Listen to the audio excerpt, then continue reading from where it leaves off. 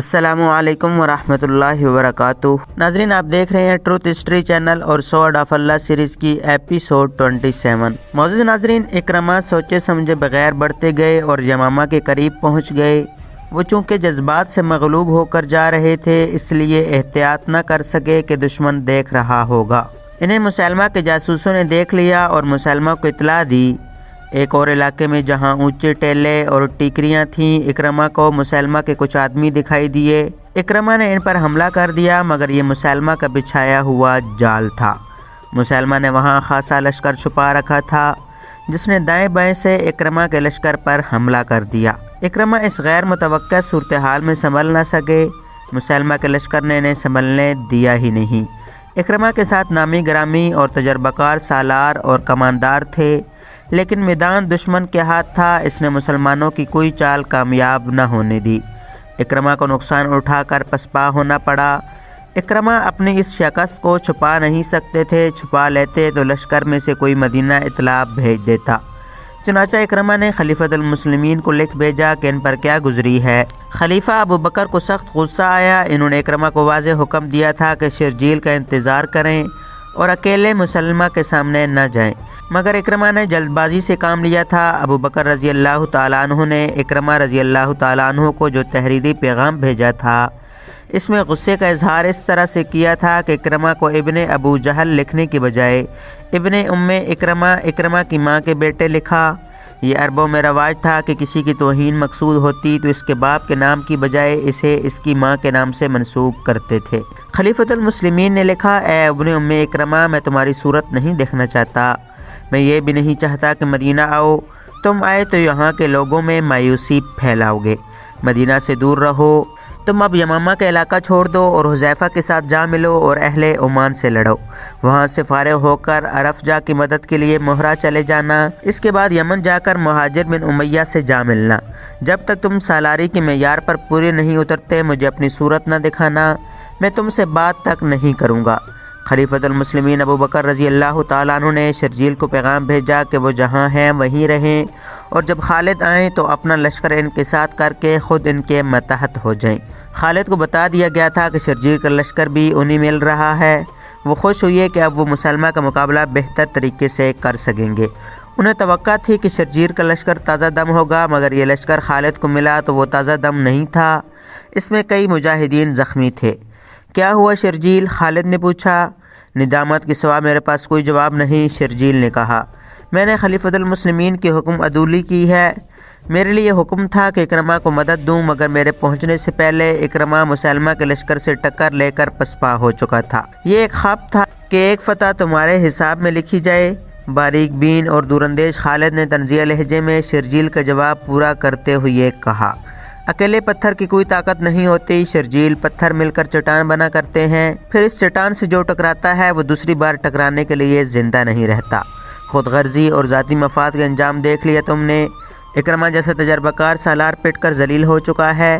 میں تم پر کرم کرتا ہوں کہ خلیفہ کو تمہاری حماقت کی خبر نہیں ہونے دوں گا۔ شرجیل بن حسنہ نے اکرمہ جیسی غلط حرکت کی تھی۔ اس نے بھی خالد سے بازی لے جانے کے لیے راستے میں مسلمہ کے لشکر سے ٹکر لی اور پسپا ہونا پڑا تھا۔ مسلمہ کذاب دربار لگائے بیٹھا تھا۔ ٹھگنے کاد والا یہ بدصورت انسان مکمل نبی بن چکا تھا۔ اس کا قبیلہ بنو حنیفہ تو اسے نبی مان ہی چکا تھا۔ دوسرے قبیلے کے لوگ جوک در جوک اس کی بیعت کے لیے آتے اور اس کی ایک جھلک دیکھنے کو بے تاب رہتے تھے۔ لوگوں نے اس کی قوت اور کرامات دیکھ لی تھیں۔ اب اس کے پیروکاروں نے 2 معجزے اور دیکھ لیے تھے۔ انہوں نے مسلمانوں کے 2 نامور سالاروں کو ذرا سی دیر میں میدان سے بھگا دیا تھا۔ مذہبی اور نظریاتی لحاظ سے مسلمان ریشم کی طرح نرم تھے، لیکن میدان جنگ میں وہ فولاد سے زیادہ سخت اور بجلیوں کی طرح قہر بن جاتے تھے۔ جنگی لحاظ سے مسلمان دہشت بن گئے تھے۔ اکرمہ اور شرجیل نے اپنی غلطی اور کج فہمی سے شکست کھائی تھی، لیکن بنو حنیفہ نے انہیں اپنے کذاب نبی کے معجزوں اور کرامات کے کھاتے میں لکھ دیا۔ وہ کہتا تھا کہ مسلمانوں کو مسلمہ کے سوا کون شکست دے سکتا ہے۔ نہار الرجال، مسلمہ نے اپنے پاس بیٹھے ہوئے اپنے دست راست نہار الرجال سے کہا، اب ہمیں مدینہ کی طرف کوچ کی تیاری کرنی چاہیے۔ مسلمانوں میں اب وہ دم خم نہیں رہا۔ پہلے بیان ہو چکا ہے کہ نہار الرجال بن انفو وہ شخص تھا جس نے رسول کریم صلی اللہ علیہ وسلم کے سائے تلے بیٹھ کر قرآن پڑھا اور مذہب پر عبور حاصل کیا تھا، اور اسے مبلغ بنا کر مسلمہ کے علاقے میں بھیجا گیا تھا۔ مگر اس پر مسلمہ کا جادو چل گیا۔ اس نے مسلمہ کی نبوت کا پرچار شروع کر دیا۔ آیات قرآنی کو توڑ موڑ کر اس نے ان لوگوں کو بھی مسلمہ کا پیروکار بنا دیا جو اسلام قبول کر چکے تھے۔ مسلمہ نے اسے اپنا معتمد خاص بنا لیا تھا۔ یہ شراب اور نسوانی حسن کا جادو تھا۔ خود مسلمہ جس کی شکل و صورت مکروہ سی تھی اور قد مضحکہ خیز حد تک ٹھگنا تھا، عورتوں میں زیادہ مقبول تھا۔ مورخ لکھتے ہیں کہ عورتوں کے لیے اس میں ایک مخصوص کشش تھی۔ سجاد جیسی عورت جو کلوپترا کی طرح جنگی قوت لے کر مسلمہ کو تحقیق کرنے آئی، صرف ایک ملاقات میں اس کی بیوی بن گئی تھی۔ یہ مسلمہ کی جسمانی طاقت اور مقناطیسیت تھی۔ اب تو وہ بہت بڑی جنگی طاقت بن گیا تھا۔ اکرمہ اور شرجیل کو پسپا کر کے اس کے اپنے اور اس کے لشکر کے حوصلے بڑھ گئے تھے۔ وہ اب مدینہ پر چڑھائی کی باتیں کر رہا تھا۔ وہ دربار میں بیٹھا نہار الرجال سے کہہ رہا تھا کہ مدینہ کی طرف کوچ کی تیاری کرنی چاہیے۔ نہار الرجال کچھ کہنے بھی نہیں پایا تھا کہ مسلمہ کو اطلاع دی گئی کہ ایک جاسوس آیا ہے۔ مسلمہ نے اسے فوراً بلا لیا۔ مسلمانوں کا لشکر آ رہا ہے۔ جاسوس نے کہا تعداد 10 اور 15 ہزار کے درمیان ہے۔ تم نے جب دیکھا یہ لشکر کہاں تھا؟ مسلمہ نے پوچھا۔ وادی حنیفہ سے کچھ دور تھا۔ جاسوس نے کہا اب اور آگے آ چکا ہوگا۔ ان بدبختوں کو موت وادی حنیفہ میں لے آئی ہے۔ مسلمہ نے رعونت سے کہا انہیں معلوم نہیں کہ ان کا 10-15 ہزار کا لشکر میرے 40 ہزار شیروں کے ہاتھوں چیرا پھاڑا جائے گا۔ ووٹ کھڑا ہوا۔ تمام درباری احترام کے لیے اٹھے۔ وہ نہار الرجال کو ساتھ لے کر دربار سے نکل گیا۔ اس نے اپنا گھوڑا تیار کرایا، نہار الرجال کو ساتھ لیا اور دونوں گھوڑے انہیں یمامہ سے دور لے گئے۔ وہ وادی حنیفہ کی طرف جا رہے تھے۔ اس وادی سے وہ زندہ نہیں نکل سکیں گے۔ راستے میں مسلمہ نے نہار الرجال سے کہا میرے اس پھندے سے وہ واقف نہیں۔ نہار الرجال نے کہکا لگایا اور کہا آج محمد کا اسلام وادی حنیفہ میں دفن ہو جائے گا۔ وہ آدھا راستہ طے کر چکے تھے۔ آگے سے ایک گھوڑ سوار گھوڑا سرپٹ دوڑاتا آ رہا تھا۔ مسلمہ کو دیکھ کر وہ رک گیا۔ یا نبی، گھوڑ سوار نے ہامتی ہوئی آواز میں کہا مجاع بن مرارہ کو مسلمانوں نے قید کر لیا ہے۔ مجاع کو مسلمہ نے حیرت سے کہا مجاع کو مسلمانوں نے نہار الرجال نے ڈری ہوئی سی آواز میں کہا مجاع کی ٹکر کا ہمارے پاس اور کوئی سالار نہیں۔ مسلمہ نے کہا مجاع کا قید ہو جانا ہمارے لیے اچھا شگن نہیں۔ مجاع بن مرارہ مسلمہ کا بڑا ہی قابل اور دلیر سالار تھا۔ وہ خالد سے ملتا جلتا تھا۔ مورخوں نے لکھا ہے کہ خالد کے مقابلے میں لڑنے اور جنگی چالیں چلنے کی اہلیت صرف مجاع میں تھی۔ مجاع مسلمانوں کے ہاتھ اس طرح چڑھ گیا تھا کہ اس کے کسی قریبی رشتہ دار کو بنی عامر اور بنی تمیم کے کچھ لوگوں نے قتل کر دیا تھا۔ مجاع نے مسلمہ سے اجازت لی تھی کہ وہ لشکر کے 40 سوار ساتھ لے جا کر اپنے رشتہ دار کے قتل کا انتقام لے لے۔ مسلمہ اپنے اتنے کابر سالار کو مایوس نہیں کر سکتا تھا۔ اس نے اسے اجازت دے دی۔ مجاع اپنے دشمن کی بستی میں گیا اور انتقام لے کر واپس آ رہا تھا۔ اسے معلوم نہیں تھا کہ جس علاقے کو وہ محفوظ سمجھتا تھا وہ اب محفوظ نہیں۔ اس نے اپنے سواروں کو ایک جگہ آرام کے لیے روک لیا۔ وہ سب اپنا فرض کامیابی سے پورا کر آئے تھے۔ گھوڑوں کی زینیں اتار کر وہ لیٹ گئے اور گہری نیند سو گئے۔ خالد کا لشکر اسی طرف آ رہا تھا۔ علی الصبح اس لشکر کا ہر اول دستہ وہاں پہنچا جہاں مجاع اپنے 40 سواروں کے ساتھ گہری نیند سویا ہوا تھا۔ ان سب کو مجاہدین نے جگایا اور انہیں حراست میں لے کر پیچھے خالد کے پاس لے گئے۔ خالد کو معلوم نہیں تھا کہ مجاع مسلمہ کا بڑا قیمتی سالار ہے۔ خالد اسے بھی محض سوار یا سپاہی سمجھ رہے تھے۔ انہوں نے دراصل بڑا موٹا شکار پکڑا تھا۔ انہوں نے یہ تو بتا دیا تھا کہ وہ مسلمہ کی فوج کے آدمی ہیں، لیکن مجاع کا رتبہ ظاہر نہ ہونے دیا۔ کیا تم ہمارے مقابلے کے لیے آئے ہو؟ خالد نے ان سے پوچھا۔ نہیں، ایک نے جواب دیا، ہمیں تو معلوم ہی نہ تھا کہ مسلمانوں کا لشکر آ رہا ہے۔ ہم بنی عامر اور بنی تمیم سے ایک خون کا بدلہ لینے گئے تھے۔ میں نے مان لیا۔ خالد نے کہا میں تمہاری جان بخشی کر سکتا ہوں۔ اب میرے اس سوال کا جواب دو کہ تم کسے اللہ کا سچا رسول مانتے ہو اور کس پر ایمان رکھتے ہو؟ بے شک مسلمہ اللہ کا سچا رسول ہے، ایک سوار نے جواب دیا۔ خدا کی قسم، خالد نے کہا، تم میری توہین کر دیتے تو میں تمہیں بخش دیتا۔ اپنے رسول کی توہین کو میں کس طرح برداشت کر سکتا ہوں؟ تم اپنے رسول کو مانو، ہم اپنے نبی کو مانتے ہیں۔ مجاع نے کہا اصل بات بھی یہی ہے کہ مسلمہ رسالت میں محمد کے برابر کا حصہ دار ہے۔ ہم سب کا عقیدہ یہی ہے۔ سواروں نے کہا ایک نبی تم میں سے ہے، ایک نبی ہم میں سے ہے۔ خالد نے تلوار کھینچی اور ایک ہی وار سے ایک سوار کا سر اڑا دیا اور حکم کر دیا کہ سب کو قتل کر دو۔ خالد کے آدمی آگے بڑھے اور مجاع کو پکڑ کر اس کا سر کاٹنے کے لیے جھکا دیا۔ اسے قتل کرنے والے کی تلوار ہوا میں بلند ہوئی۔ ہاتھ روک لو! قیدی سواروں میں سے ایک جس کا نام ساریہ بن عامر تھا چلایا، اس آدمی کو زندہ رہنے دو، یہ تمہارے کام آ سکتا ہے۔ تب انکشاف ہوا کہ مجاع بنو حنیفہ کے سرداروں میں سے ہے، لیکن یہ پھر بھی نہ بتایا گیا کہ یہ سالار بھی ہے۔ خالد دور اندیش تھے، کسی قبیلے کا سردار بڑا قیمتی یرغمال ہوتا ہے، اسے کسی نہ کسی موقع پر استعمال کیا جا سکتا ہے۔ خالد مجاع کے پاؤں میں بیڑیاں ڈلوا کر اسے اپنے خیمے میں لے گئے اور اسے اپنی بیوی لیلا کے حوالے کر دیا، باقی سب کو قتل کرا دیا۔ مسلمہ کے لیے مجاع کی گرفتاری کوئی معمولی نقصان نہیں تھا، لیکن وادی حنیفہ وہ پھندا تھا جو اس نقصان کو پورا کر سکتا تھا۔ اس کے علاوہ مسلمہ کے لشکر کی تعداد 40,000 تھی اور مسلمانوں کی تعداد 13,000 تھی۔ مسلمہ کے پاس گھڑ سوار اور شتر سوار دستے زیادہ تھے۔ بعض مورخوں نے مسلمہ کے لشکر کی تعداد 30,000 لکھی ہے۔ بہرحال تعداد 40,000 سے زیادہ تھی، کم نہ تھی۔ خالد کی ایک کمزوری تو یہ تھی کہ لشکر کی تعداد خطرناک حد تک کم تھی۔ دوسری کمزوری یہ کہ وہ اپنے مستقر سے بہت دور تھے، جہاں کمک اور رسد کا پہنچنا ممکن نہیں تھا۔ انہیں صرف ایک سہولت حاصل تھی، اس علاقے میں پانی اور جانوروں کے لیے ہرے چارے کی کمی نہیں تھی۔ وہ زرخیز کھیتوں اور باغوں کا علاقہ تھا۔ مسلمہ کو ہرے بھرے کھیتوں اور باغوں کا غم کھا رہا تھا۔ اس نے نہار الرجال سے کہا کہ وہ ایسے انداز سے لڑنا چاہتا ہے کہ مدینہ کا لشکر بستیوں کو، کھیتوں کو اور باغوں کو نہ اجاڑ سکے۔ تاریخ میں لکھا ہے کہ مسلمہ کسی قسم کے تذبذب، اضطراب یا پریشانی میں مبتلا نہ تھا۔ وہ اس طرح سے بات کرتا تھا جیسے اسے اپنی فتح کا یقین ہو۔ وہ بڑی موزوں بنیادوں پر کھڑا بات کر رہا تھا۔ اس کا 40,000 کا لشکر برتر بھی تھا اور یہ سب مسلمہ کے نام پر جانیں قربان کرنے والے لوگ تھے۔ مسلمہ کی نبوت کا تحفظ ان سب کے لیے جنون بن چکا تھا۔ خالد پھندے میں آنے والے سالار نہیں تھے۔ موتا میں وہ پھندے میں آ چکے تھے، یمامہ کے علاقوں سے وہ واقف نہیں تھے۔ انہوں نے دیکھ بھال اور آگے کی زمین کا جائزہ لینے کے لیے ایک پارٹی بھیج دی تھی۔ رات کو اس پارٹی نے جو رپورٹ دی، اس کے مطابق خالد نے اپنا راستہ بدل دیا تاکہ حنیفہ کی وادی کے اندر سے نہ گزرنا پڑے۔ وہ ذرا دور کا چکر کاٹ کر آگے نکل گئے۔ مسلمہ نے بھی دیکھ بھال کا انتظام کر رکھا تھا۔ اسے اطلاع ملی کہ مدینہ والے آگے نکل گئے ہیں، تو اس نے اپنا لشکر بڑی تیزی سے اقربا کے میدان میں منتقل کر دیا۔ خالد کی نظر اسی میدان پر تھی، لیکن دشمن پہلے پہنچ گیا تھا۔ خالد نے ایک جگہ دیکھ لی جو میدان سے بلند تھی، انہوں نے وہیں اپنا لشکر روک لیا۔ وہاں سے وہ مسلمہ کے پڑاؤ کو اچھی طرح دیکھ سکتے تھے۔ مسلمہ نے اسی میدان کو بہتر اور موزوں سمجھا تھا۔ ایک تو اس نے اپنے لشکر کا تمام تر ساز و سامان اور مال و اسباب اپنی خیمہ گاہ سے پیچھے رکھا تھا، دوسرے یہ کہ کھیتیاں اور باغات بھی لشکر کے پیچھے تھے۔ ان سب کی وہ بڑی اچھی طرح سے حفاظت کر سکتا تھا۔ اس نے یہ بھی دیکھ لیا تھا کہ خالد یہاں سے آگے یمامہ کو بڑھے تو وہ ان پر عقب سے حملہ کر دے گا۔ خالد بھی اس صورت کو بھانپ چکے تھے، وہ یہاں سے آگے بڑھے تو مارے جائیں گے۔ مسلمہ نے اپنے لشکر کو 3 حصوں میں تقسیم کر دیا۔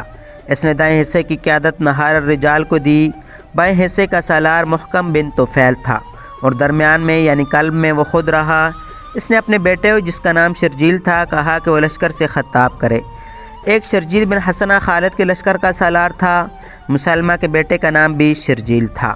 شرجیل گھوڑے پر سوار ہوا اور اپنے لشکر کے 3 حصوں کے سامنے باری باری جا کر کہا، اے بنو حنیفہ، آج اپنی آن اور اپنی آبرو پر مر مٹنے کا وقت آ گیا ہے۔ خدا نے تمہارے نبی کو نبوت دی ہے، آج اپنی نبوت اور آبرو کی خاطر اس طرح لڑو کہ مسلمانوں کو پھر کبھی تمہارے سامنے آنے کی جرت نہ ہو۔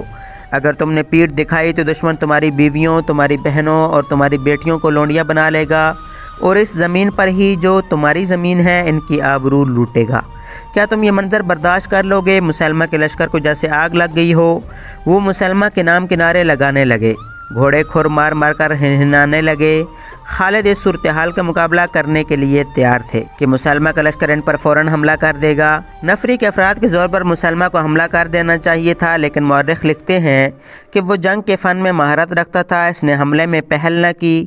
اس کا خیال تھا کہ پہلے خالد حملہ کرے اور دفاع میں لڑا جائے، اور جب مسلمان تھک جائیں تو دائیں بائیں سے حملہ کر کے انہیں ختم کر دیا جائے۔ اس دور کی تحریریں بتاتی ہیں کہ خالد مسلمہ کی چال نہ سمجھ سکے۔ انہوں نے اپنے سالاروں سے کہا کہ مرتدین سے آمنے سامنے کی جنگ اس طرح لڑی جائے کہ اسے اپنے دستوں کو ادھر ادھر کرنے کی مہلت نہ ملے اور وہ دفاعی لڑائی لڑتا رہے۔ خالد کو توقع تھی کہ 13,000 سے 40,000 کو اسی طریقے سے شکست دی جا سکتی ہے کہ اسے کوئی چال چلنے کا موقع نہ دیا جائے۔ اس وقت کے رواج کے مطابق خالد کو بھی ضرورت محسوس ہوئی کہ اپنے لشکر کا حوصلہ بڑھائیں۔ خلیفۃ المسلمین نے خالد کی مدد کے لیے جو دستے بھیجے تھے ان میں قرآن کے حافظ اور ہوشلہان قاری بھی خاصی تعداد میں تھے۔ اس دور کے حافظ قرآن اور قاری ماہر تیغ و زن اور لڑنے والے بھی ہوتے تھے، وہ مسجدوں میں بیٹھے رہنے والے لوگ نہیں تھے۔ اس کے علاوہ خالد کے ساتھ وہ لوگ بھی تھے جنہوں نے ہر میدان میں اپنے سے کئی گنا طاقتور دشمن کو شکستیں دی تھیں۔ خالد کے لشکر میں عمر کے بھائی زید بن الخطاب اور ان کے بیٹے عبداللہ بھی تھے۔ اس کے علاوہ ابو دجانہ بھی تھے جو جنگ احد میں ان تیروں کے سامنے کھڑے ہو گئے تھے جو رسول کریم صلی اللہ علیہ وسلم پر آ رہے تھے۔ انہوں نے اپنے جسم کو آپ صلی اللہ علیہ وسلم کی ڈھال بنا دیا تھا۔ خلیفۃ المسلمین کے بیٹے عبد الرحمن بھی تھے اور ایک خاتون ام عمارہ اپنے بیٹے کے ساتھ گئی تھیں۔ ام عمارہ رضی اللہ تعالیٰ عنہ جنگ احد میں باقاعدہ لڑی تھیں۔ ان کے علاوہ وحشی کا نام حبشی بھی خالد کے ساتھ تھا، جس کی پھینکی ہوئی برچھی نشانے سے بال برابر ادھر ادھر نہیں ہوتی تھی۔ قبول اسلام سے پہلے جنگ احد میں اسی وحشی نے حمزہ کو برچھی پھینک کے شہید کیا تھا۔ مجاہدین کا لشکر تعداد میں تو کم تھا لیکن جوش جہاد اور جذبے کے لحاظ سے کم تر نہ تھا۔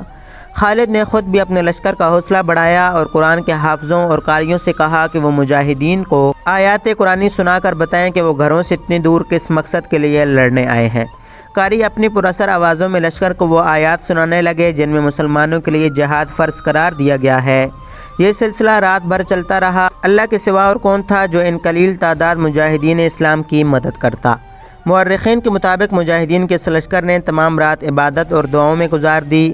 دسمبر 632 عیسوی کے تیسرے ہفتے کی ایک صبح طلوع ہوئی تو خالد نے مسلمہ کے لشکر پر حملے کا حکم دے دیا۔ خالد نے بھی اپنے لشکر کو 3 حصوں میں تقسیم کر رکھا تھا۔ قلب کی قیادت انہوں نے اپنے پاس رکھی تھی، ایک طرف ابو حذیفہ رضی اللہ تعالیٰ عنہ اور دوسری طرف زید بن خطاب رضی اللہ تعالیٰ عنہ تھے۔ مسلمان جس قہر و غضب سے حملہ آور ہوئے اور جس بے جگری سے لڑے وہ دیکھ کر خالد کو امید بن گئی کہ وہ مرتدین کے لشکر کو اکھاڑ پھینکیں گے۔ خود خالد سپاہیوں کی طرح لڑ رہے تھے لیکن خاصا وقت گزر جانے کے بعد بھی مسلمہ کا لشکر جہاں تھا وہیں رہا۔ بہت سے مجاہدین پہلے حملے میں ہی شہید ہو گئے۔ دن گزرتا جا رہا تھا، میدان جنگ کا قہر بڑھتا جا رہا تھا۔ ایک شور تھا، چیخ و پکار تھی، کربناک آہ و بکا تھی جو زمین و آسمان کو ہلا رہی تھی۔ مسلمہ کا لشکر گھوم پھر کر لڑ رہا تھا۔ اس کی کوشش یہ تھی کہ مسلمانوں کو گھیرے میں لے لے اور مسلمانوں کا عزم یہ تھا کہ مرتدین کے اس لشکر کے قدم اکھاڑنے ہیں اور یمامہ پر قبضہ کرنا ہے۔ دونوں لشکر اپنی اپنی کوششوں میں ناکام ہو رہے تھے۔ اگر کامیاب تھا تو وہ مسلمہ کا لشکر تھا۔ مسلمہ بہت چالاک اور ہوشیار جنگی قائد تھا۔ وہ جائزہ لیتا رہا کہ مسلمان کب تھک کر چور ہوتے ہیں۔ آدھا دن گزر گیا، زمین خون سے لال ہوتی جا رہی تھی، زخمی انسان بھاگتے دوڑتے گھوڑوں تلے کچلے جا رہے تھے۔ مسلمان اس قدر بے جگری سے لڑنے کی وجہ سے کچھ جلدی تھک گئے۔ مسلمہ نے بھانپ لیا، اس نے اپنے لشکر کے ایک تازہ دم حصے کو مسلمانوں پر حملے کا حکم دے دیا۔ اس کے لشکر کا یہ حصہ طوفانی موج کی طرح آیا۔ مسلمہ نے سب کو یقین دلا رکھا تھا جو اس کی نبوت کی خاطر لڑتا ہوا مرے گا وہ سیدھا جنت میں جائے گا۔ خالد نے تھوڑی ہی دیر بعد محسوس کر لیا کہ اس کے لشکر پر دباؤ بہت تیز ہو گیا ہے۔ خالد کوئی چال سوچ ہی رہے تھے کہ مسلمانوں نے پیچھے ہٹنا شروع کر دیا۔ آگے والے دستے تیزی سے پیچھے ہٹے، پیچھے والے ان سے زیادہ تیزی سے پسپا ہوئے۔ سالاروں نے بہت شور مچایا، لشکر کو پکارا، نعرے لگائے، لیکن مرتدین کا دباؤ ایسے قہر کی صورت اختیار کر گیا تھا جسے مسلمان برداشت نہ کر سکے اور ان میں بدنظمی پھیل گئی۔ دیکھا دیکھی مسلمان ایسی بری طرح پسپا ہوئے کہ اپنی خیمگاہ میں بھی نہ رکے اور دور پیچھے چلے گئے۔ مسلمہ کے لشکر نے ان کا تعاقب کیا۔ احد کے میدان میں بھی مسلمانوں نے اپنے لیے ایسی ہی صورتحال پیدا کر لی تھی اور ہزیمت اٹھائی تھی۔ یہ ان کی دوسری پسپائی تھی جو بگدڑ کی صورت اختیار کر گئی تھی۔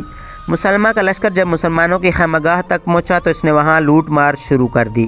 وہاں انہیں روکنے والا کوئی نہ تھا۔ خالد اور ان کے سالار دوڑ دوڑ کر اپنے لشکر کو روکنے کے لیے چیخ چلا رہے تھے، لیکن مسلمان اپنی خیمگاہ سے خاصی دور جا کر رکے۔ مسلمہ کے کچھ آدمیوں کو خالد کا خیمہ مل گیا، وہ اس میں جا گھسے۔ وہاں انہیں زیادہ مال و دولت ملنے کی توقع تھی، لیکن اس خیمے میں انہیں 2 اتنے قیمتی انسان مل گئے جن کی انہیں توقع نہیں تھی۔ ایک تو ان کا اپنا سردار اور سالار مجاعہ تھا جو بیڑیوں میں جکڑا ہوا تھا، اور اس کے ساتھ خالد کی نئی بیوی لیلہ ام تمیم تھی جس کے حسن کے چرچے انہوں نے سن رکھے تھے لیکن اسے دیکھا کبھی نہیں تھا۔ مجاعہ کو تو انہوں نے پہچان لیا۔ لیلہ کے متعلق انہیں مجاعہ نے بتایا کہ یہ کون ہے۔ بیک وقت 2-3 آدمی لیلہ کی طرف لپکے، وہ اسے قتل کرنا یا اپنے ساتھ لے جانا چاہتے تھے۔ رک جاؤ، ان کے قیدی سردار مجاعہ نے حکم دیا۔ دشمن کے آدمیوں کے پیچھے جاؤ، ابھی عورتوں کے پیچھے پڑنے کا وقت نہیں۔ میں اب اس کا نہیں، یہ میری قیدی ہے۔ ان کے سردار کا حکم اتنا سخت تھا کہ وہ بڑی تیزی سے خیمے سے نکل گئے۔ انہیں اتنا بے ہوش نہ رہا کہ اپنے سردار کی بیڑیاں ہی توڑ جاتے۔ تم نے مجھے ان آدمیوں سے کیوں بچایا ہے؟ لیلا نے مجاز سے پوچھا۔ کیا تم مجھے اپنا مال غنیمت سمجھتے ہو؟ اگر تمہاری نیت یہی ہے تو کیا تمہیں یہ احساس نہیں کہ میں تمہیں قتل کر سکتی ہوں؟ تم نے میرے ساتھ جو اچھا سلوک قید کے دوران کیا ہے، میں اس کے صلے میں اپنی جان دے سکتا ہوں۔ مجاعہ نے کہا، خدا کی قسم، میری بیڑیاں ٹوٹ کر تمہارے پاؤں میں پڑ جائیں تو بھی میں تمہیں مال غنیمت یا لونڈی نہیں سمجھوں گا۔ تم نے مجھے قیدی نہیں، مہمان بنا کر رکھا ہے، میں نے تم پر کوئی احسان نہیں کیا۔ لیلا نے کہا، یہ مسلمانوں کی روایت ہے کہ دشمن ان کے گھر چلا جائے تو وہ اسے معزز مہمان سمجھتے ہیں۔ اگر تم میرے گھر میں ہوتے تو میں تمہیں اور زیادہ آرام پہنچا سکتی تھی۔ لیلا نے مجاعہ سے کہا، کیا تجھے ابھی احساس نہیں ہوا کہ تمہارا خاوند شکست کھا کر بھاگ گیا ہے اور تم میرے قبضے میں ہو؟ فتح اور شکست کا فیصلہ خدا کرے گا، لیلا نے جواب دیا۔ میرا خاوند اس سے زیادہ سخت چوٹیں برداشت کر سکتا ہے۔ ناظرین، آج کے ایپیسوڈ میں اتنا ہی۔ امید ہے آج کے ایپیسوڈ آپ کو پسند آئی ہوگی۔ اگر ویڈیو پسند آئی ہو تو لائک شیئر کریں اور کمنٹ باکس میں اپنی رائے ضرور دیں۔ ملتے ہیں اگلی ایپیسوڈ میں۔ اللہ حافظ۔